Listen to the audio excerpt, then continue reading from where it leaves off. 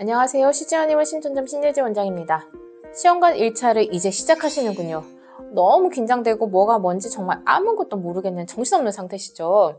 근데 블로그나 카페 가면은 다른 사람들이 이 시술이 뭔지 뭐 어떻게 하는 건지 다 전문가처럼 알고 있는 것 같은데 나는 하나도 모르겠으니까 뭔가 더 초조하기도 하시죠.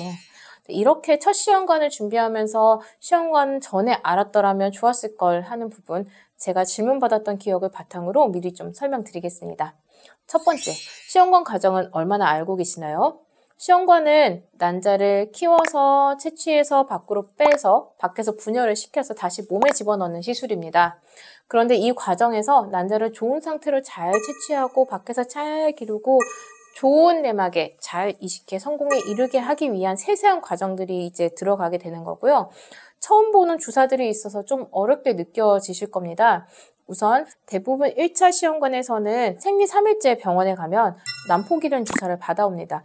폴리트로, 코나레프, 퓨레곤, IBFM 이런 주사 이름을 앞으로 좀 많이 들어보시게 되실 거예요. 그리고 큰 난포가 15mm가 넘어가면은 그때부터는 조기배란 억제 주사를 받아오는데 이걸 계속 맞고 있다가 생리 12에서 14일째 채취하는 진행을 하게 될 거예요. 정자와 난자를 동시에 채취를 해서 수정을 시킵니다. 그러니까 정리하면은 생리 3일째부터 14일째까지 한 병원을 4번 정도 가서 4번 주사를 타오고 채취를 하는 과정이라고 생각을 하면은 쉬울 겁니다. 커뮤니티 등에 들어가면은 이 과정보다 훨씬 복잡한 과정을 거치고 있는 분들이 있어서 이게 되게 어지럽게 느껴질 수 있는데요. 이보다 더 복잡한 정보들에 대해서는 일단은 눈과 귀를 모두 닫고 내 진행에만 집중해 주세요.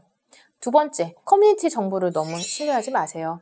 사실 시험관 과정에서 여러 과정이 너무 낯설고 현실에서 겪어보지 못한 일들이기 때문에 이 특수한 상황을 함께 겪고 있는 카페와 커뮤니티는 상당히 심리적인 안정을 주기도 합니다. 그런데 저는 커뮤니티에 너무 의존하지 않길 권합니다. 적어도 커뮤니티에 유행하는 정보에 너무 귀 기울이지 않기를 권합니다. 시험관 알기는 상당히 개개인에게 커스터마이징된 시술입니다.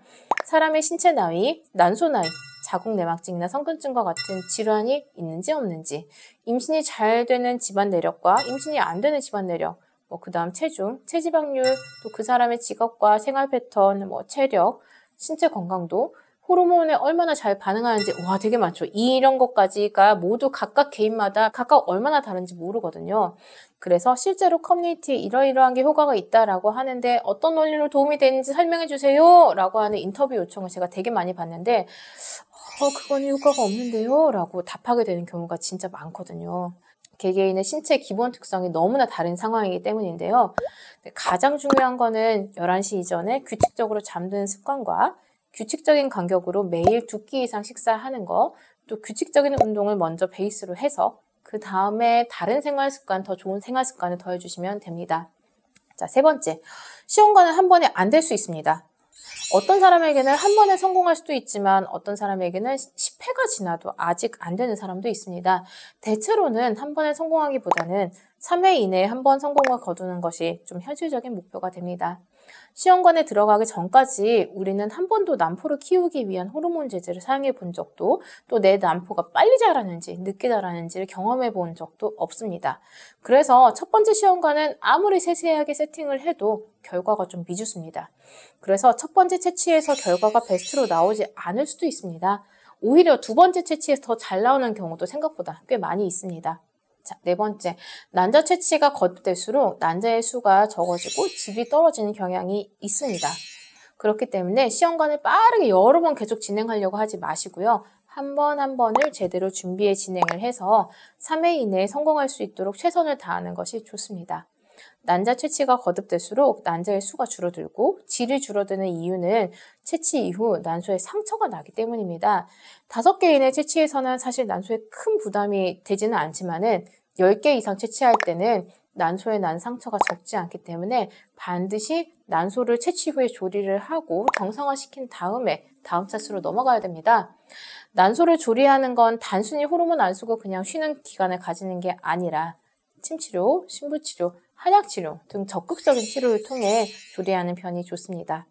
사람에 따라 다르지만 10개 이상 채취가 되는 경우라면 채취와 채취 사이에 3개월 정도의 텀을 두는 것을 원칙으로 삼으시면 됩니다. 이 정도 개수가 채취되는 분이면 시험관 쉬는 동안에 혹시 난소 기능이 떨어지면 어떡해요? 라고 이렇게 걱정하지는 않으셔도 괜찮습니다. 자, 5번째, 영양제에 너무 집중하지 마세요. 영양제보다 규칙적인 식사가 더 중요합니다. 엽산과 항산화제만 챙겨 드시면 됩니다. 시험관 시작할 때 많은 사람들이 어떤 영양제를 먹을지 찾아보시는데요. 많은 분들이 임신을 도와준다는 퍼틸이란 이름이 들어간 종합 영양제들을 복용하십니다. 그런데 이 퍼틸에 들어있는 성분들은 대부분 일상 식사에서 섭취할 수 있는 비타민들입니다. 비타민제보다 규칙적인 식사가 더욱 몸에 도움이 됩니다. 정자와 난자, 생식세포는 산화 스트레스에 취약하기 때문에 생식세포의 질을 높이기 위해서는 항산화제 복용은 해주시는 편이 좋습니다. 코엔자임 Q10과 유비퀴놀 같은 항산화제는 한 종류 챙겨주세요. 일상생활 식사 속에도 색이 선명한 야채와 과일 섭취에 신경을 써주세요. 엽산은 태아의 신경관 기형을 예방합니다. 부부가 모두 임신 3개월 전부터 복용해서 임신 12주까지 꾸준히 복용을 유지해주세요. 자, 6번째. 시험관 결과가 잘 안 나오는 이유는 내가 아니라 남편일 수 있다. 우리나라 사람들의 결혼이 점점 늦어지는 추세죠. 그래서 아이를 가지려고 하는 부부의 연령도 높아지는데요. 만 35세 이상 연령에서는 난자의 퀄리티가 낮아지기도 하지만 정자의 운동성이나 모양이 좋지 않은 경우가 정말 많습니다. 그러니 임신이 잘 안 되는 상황이라면 여성 혼자만 몸을 만들 것이 아니라 부부 모두가 함께 몸을 만들고 준비해주세요. 임신이 잘 되지 않는 이유를 스스로에게만 찾고 또 지나치게 우울하거나 자책하지 말고 모든 과정을 부부가 함께 노력하고 고민해 나아가길 바랍니다. 또 길고 멀 수도 있는 임신으로의 여정, 혼자 힘들게 고민하지 마시고 치료의 도움을 받을 수 있는 한의원과 함께 해주세요. 여러분의 임신을 위해서 열심히 연구하고 노력해 도움을 드리겠습니다. 강의가 좋았다면 구독과 좋아요 눌러주세요.